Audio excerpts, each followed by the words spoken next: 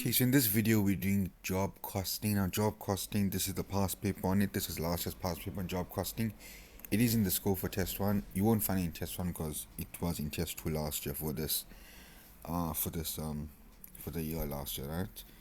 Now tip job costing most likely might not come out in test 1, right? Might come out in test 2 like how they did over here.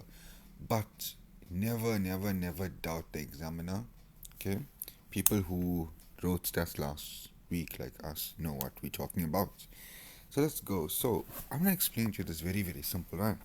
You might be thinking how to do this because accounting students are looking at this costing thing here in account 251 and be like, see, we learn journal entries our whole life, but we can't do this. Now, accounting 251 is same as accounting, but like you need to understand what we're doing here. That is why it's hard, but basically it's easy, right?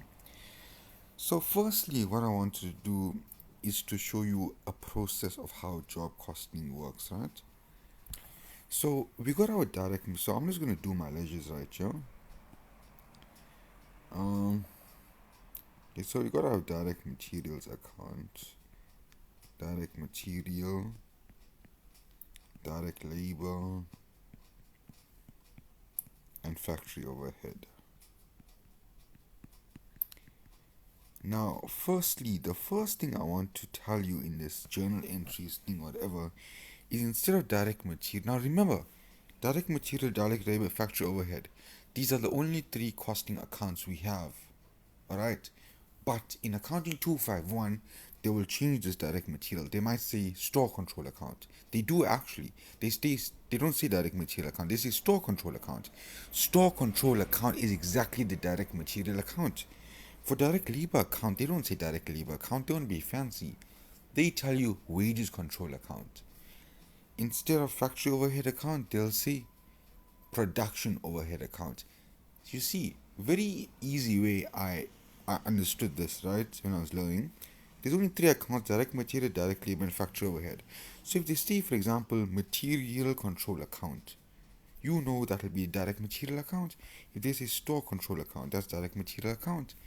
If they say anything that's to do with labor, wages control, or they might even say salary control, no, that is direct labor. So you know these three are the only costing systems, ledgers. So if they make a name that is similar to it, similes, you learn similes in school, that's the account. So just know that, right? Because in our past paper, let's go to our past paper and show you what I mean. These are the ledgers that open up. What account will this be in our costing system? This will be our direct material account. So now they're literally confusing us here for no reason. Wages control account is actually our direct labor account. You see what I mean? Manufacturing overheads control account, okay, that's fine there. So you can see this is actually direct material, this is actually direct labor, this is actually factory overhead, this is work in progress, finished goods account. Done, that's all our costing, there we go. So when you see all these things, material control, wages control, you're like, no, I don't know how to do this, I never did this in my life. They are bluffing you. That's literally your direct material, your whole life account. That's the direct labor account. So yeah, so basically that's what you must know, right? They're literally the same thing. They're confusing us. So when you buy direct material, you just debit material control account and credit bank, for example. You see what I'm trying to say? Okay. Now before we start doing the entries in the past paper, I'm going to show you the process, right? You need to know the process because we're going to be doing the general ledgers entries, so you need to know the process. Work in progress, finished goods, cost of sales. Okay, so right. So I'm going to show you now. The basis of it is this, right? All accounts will go to work in progress. The work in progress account will be going to the finished goods account. Now why is it not working? Ish. Okay, you get the point, right? This is going to go to that. Finished good will go to cost of sales, huh?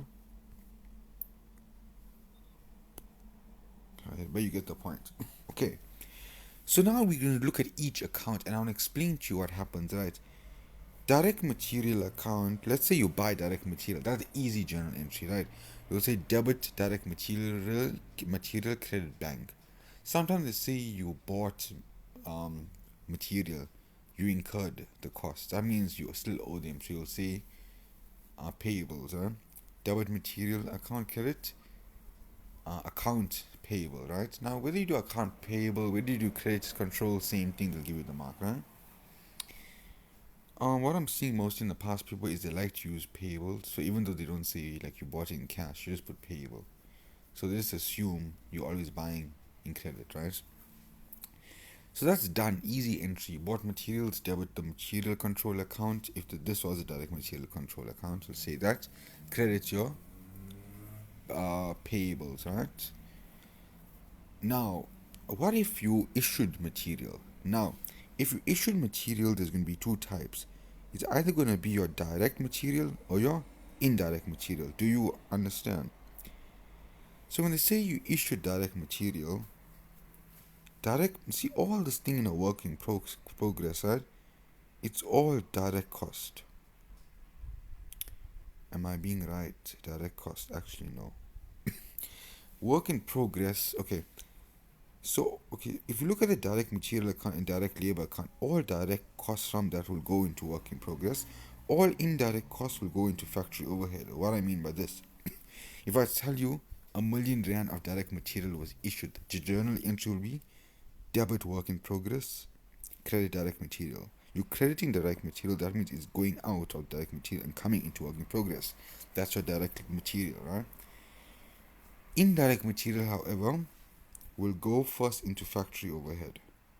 So all these two are all going to go, all indirect costs are going to go first into factory overhead. Factory overhead is going to become bigger, bigger, bigger. Then at the end of the year, you'll do your absorption costing, your estimated, and then it goes to work in progress. So just remember, all indirect costs will go into factory overhead. So again, you indirect materials issued, R1,000,000. It'll always be debit, credit direct material because it's coming out, and it'll go to debit factory overhead, right?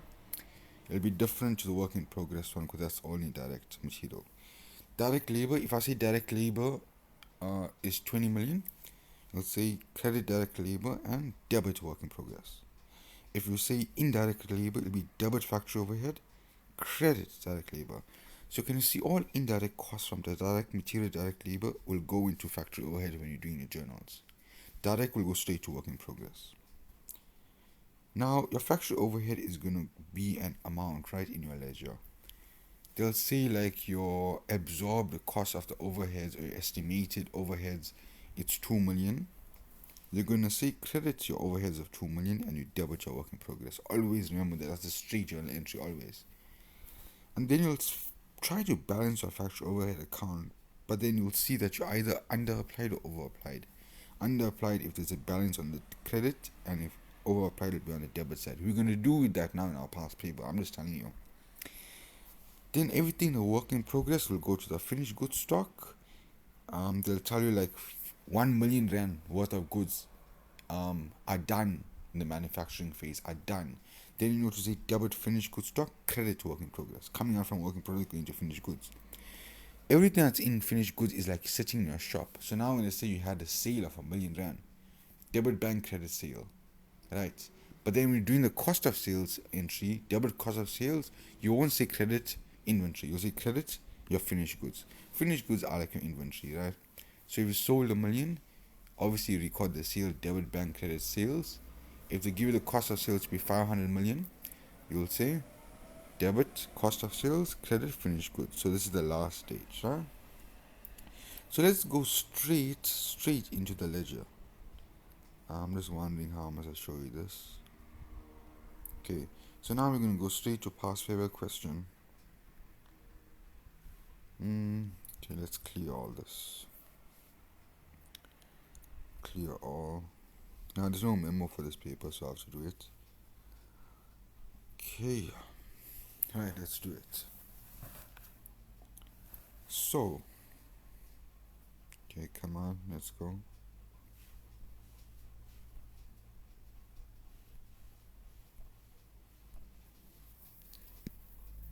Okay, so in the next video, I'm going to show you how to do the password, but I couldn't give me problems.